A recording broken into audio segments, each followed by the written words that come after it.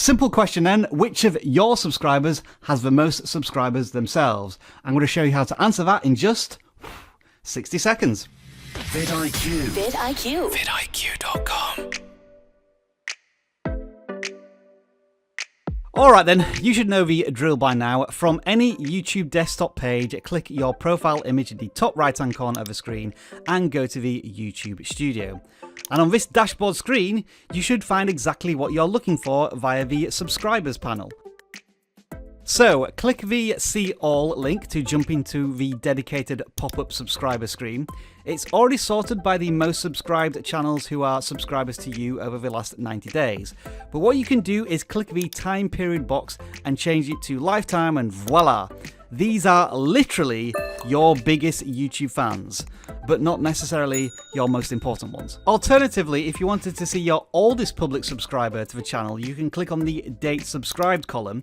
We actually did this in a previous tutorial and took the time to say thank you to that channel for being our longest serving subscriber.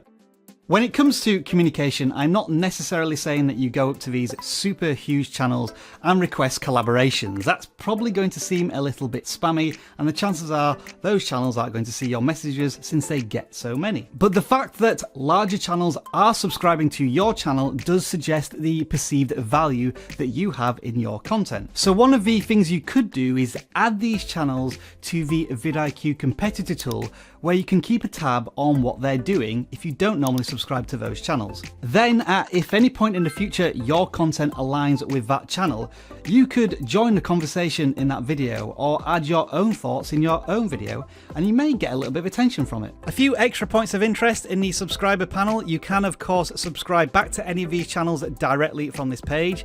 Each of the channels listed here are clickable, so you can jump straight to their homepage, and you can increase the number of channels that's seen per page and navigate through the list here at the bottom. Now, when I talk about these tools, I always like to offer YouTube some upgrades, and here are a couple I'd like to see in the future. I would like to know how many subscribers have both subscribed to my channel and the channel that subscribed to me, as that may reflect some really interesting audience crossover. And also, just because I'm a little nerdy about these things, I would like to know the total number of subscribers from all of the channels that subscribe to me.